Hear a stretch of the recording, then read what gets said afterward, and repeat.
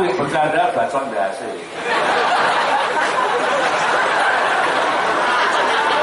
Jadi saya mau baca catatan seakan-akan saya berdialog dengan Gus Dur. Gus,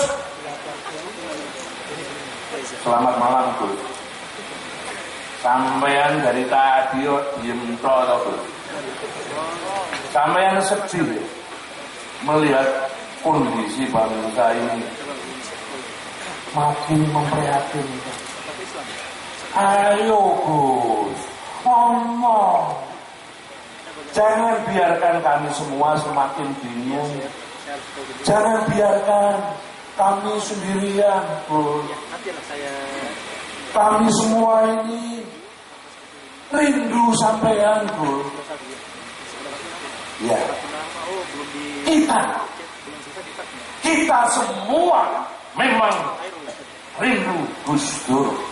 Saya sampean semua kumpul di sini kangen Gus Dur. Makanya kita berkumpul, kita kangen dengan guyon-guyonnya, kangen dengan pikiran-pikirannya, kangen dengan gagasan-gagasannya, kangen dengan sikapnya yang membela siapapun yang membutuhkan pembelaan. Ya, kita semua kangen Gus Dur.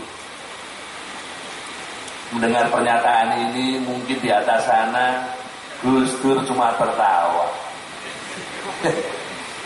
Ya ngapain? Kalian kangen sama saya. Lawan kangen itu sekarang sudah jadi nama band itu.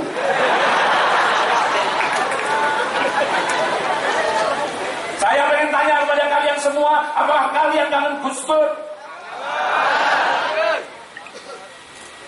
Kalian semua rela datang dari jauh-jauh, dari Lumajang, dari pojokan Jawa Barat, dari Jawa Tengah, Maluku, Papua datang ke sini karena semua merindukan Gus Dur.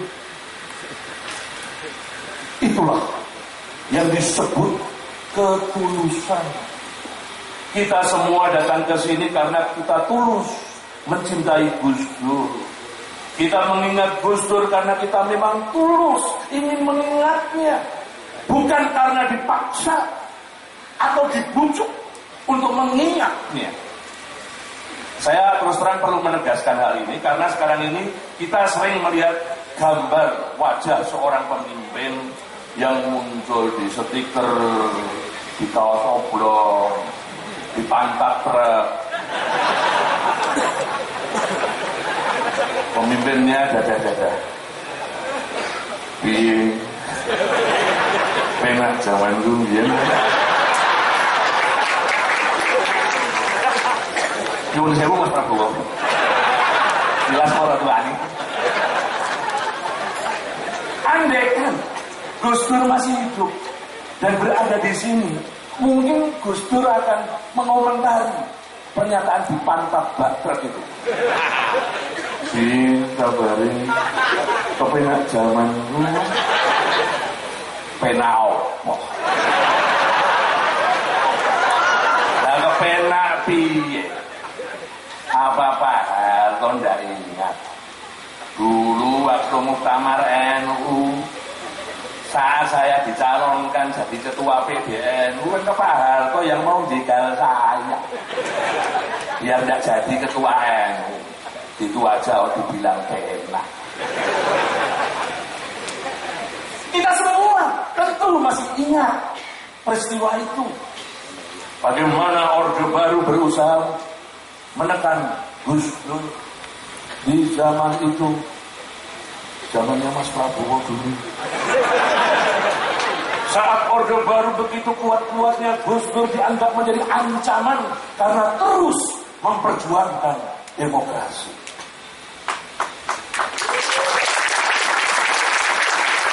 Tapi inilah menariknya Gus Dur. Secara politik beliau terus ditekan, tapi beliau tidak menaruh dendam. Ketika Pak Harto akhirnya dilengsarkan, beliau tetap menghargai dan menghormati Pak Harto. Secara politik Gus Dur berbeda dengan Pak Harto, tapi tetap menjalin hubungan kemanusiaan yang baik. Seperti yang pernah dikatakan Gus Dur, yang lebih penting itu, lebih penting dari politik adalah kemanusiaan. Sikap politik Gus Dur ini bukan saja karena dia seorang kiai NU yang menjunjung tinggi sikap toleran, tetapi juga karena Gus Dur adalah seorang humanis. Politik bagi Gus Dur bukan semata-mata alat untuk merebut kekuasaan, tetapi justru menggunakan kekuasaan itu untuk memperjuangkan keadilan dan kebenaran. Memang banyak yang mengatakan keadilan dan kebenaran itu tergantung menurut siapa dan untuk kepentingan siapa. Bagi seorang politikus, keadilan itu biasanya tergantung apa? Kepentingan partainya. Bagi seorang hakim, keadilan tergantung seberapa besar ongkos sogokannya. Bagi seorang koruptor, keadilan tergantung seberapa besar bagian yang didapatnya. Sementara polisi, maka Polri aman di Waterman. Sementara bagi polisi, keadilan itu seringkali ditentukan seberapa gendut rekeningnya. Boleh jaminannya Pak Tarman kan? Dengan berkelakar, Gus Dur pernah bilang, kalau kita mau belajar soal keadilan, ya belajar saja sama supir angkot. Penjelasannya gimana tuh? Nah, karena bagi supir angkot, keadilan itu jauh dekat ya sama ongkos.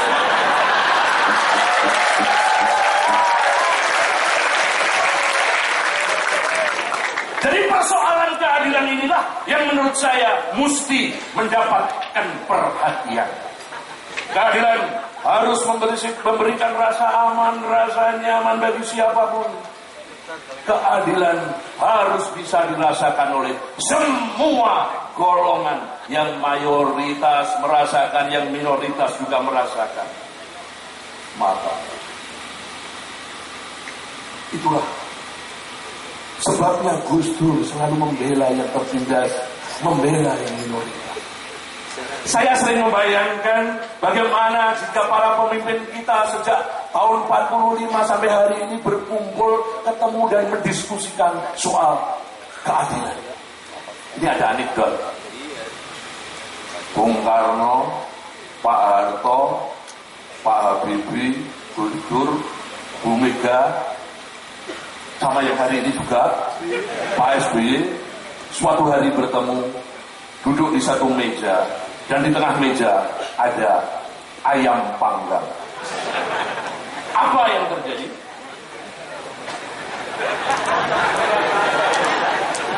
Bung Karno melihat ayam panggang. Dengan sangat berapi-api maka Bung Karno berkata, saudara-saudara, bila ayam panggang ini adalah keadilan dan kebenaran, maka ayam panggang ini akan menjadi semangat kita untuk meraih kemerdekaan. Kita harus berjuang dengan ayam panggang. Rawi-rawi lantas, malang-malang, Tulungagung, Tulungagung. Selalu heroik, penuh semangat. Jadi kalau saya menirukan Bung Karno, mohon Mbak Rahmawati jangan sampai mengadukan saya. Mohon itu disomasi. Melihat ayam panggang, Pak Harto yang dari tadi diem saja, nyuruh sewu Mas Bowo.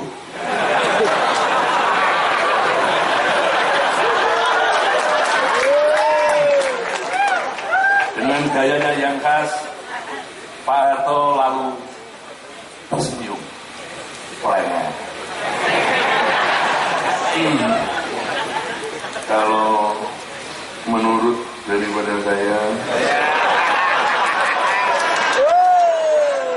sudah barang tentu ayam panggang ini semakin meningkat daripada kesejahteraan kita.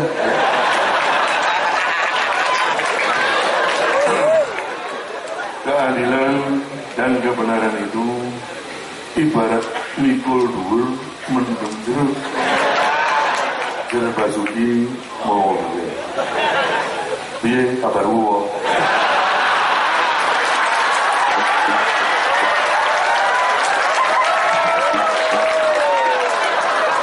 Hari ini kowe harus jadi presiden ya. Apa ya wis lo pikir tenan? Bercanda mas.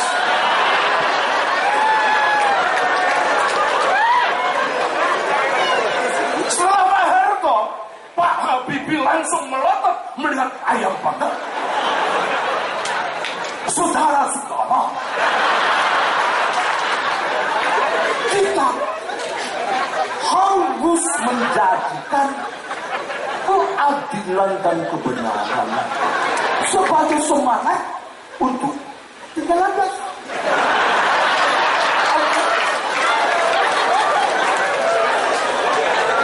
Itu artinya kita mesti meraih cita-cita kita sebagai bangsa yang besar. Bangsa yang besar adalah bangsa yang menguasai ilmu dan teknologi.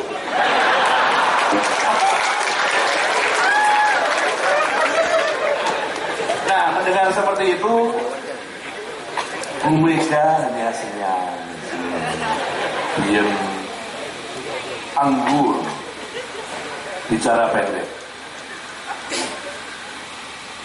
Saya tidak mau berkomentar dulu soal ayam panggang, keadilan.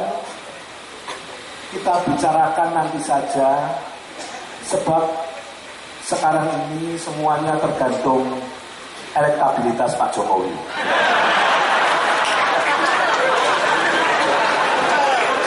Ini kan PDIP ya sudah suluh ya. Lalu giliran Gus Dur. Nah ini Gus Dur diem saja dari tadi, lalu nyamber ayam panggang. Set. Ayam panggang kok didiskusi.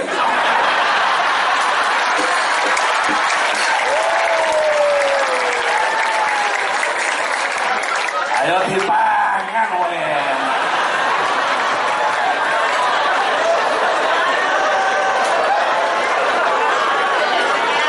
Ada maknanya.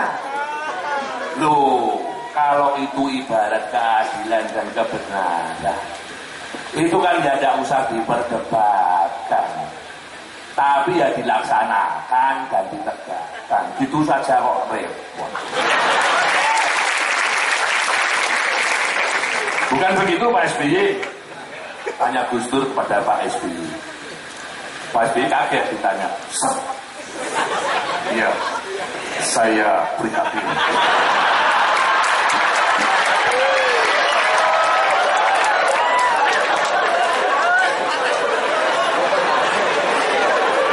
Sekarang ini kata Gus Dur lagi. Yang penting itu bukan soal ayam panggang, tapi ingat pesan saya. Pesannya apa Gus? Ojo milih PKB ini Muhaimin.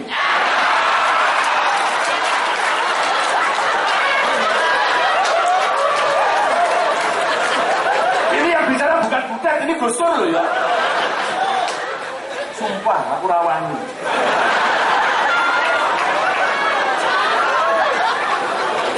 Bila saat ini kita merindukan Gus Dur, maka sesungguhnya kita semua sedang merindukan keadilan dilaksanakan sebaik-baiknya di negeri ini. Bila kita merindukan Gus Dur, Maka kerinduan kita sesungguhnya adalah kerinduan pada seseorang yang berani menyuarakan kebenaran, apapun risiko yang dihadapinya. Maka kerinduan dan cinta kita kepada Gus Dur sesungguhnya bukanlah cinta yang mengkultuskan sosoknya, tetapi cinta yang percaya pada apa yang telah diperjuangkan semasa hidup Gus Dur. Gus Dur sangat membela yang lemah. Gus Dur sangat menghormati toleransi, menyadari bahwa bangsa kita adalah bangsa yang majemuk. Karena itu Gus Dur pernah mengatakan, kemajemukan itu harus bisa diterima tanpa ada perbedaan.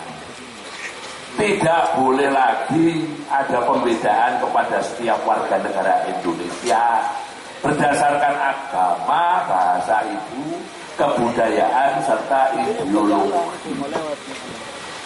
Agama bagi Gus Dur justru sebuah jalan untuk saling menghormati.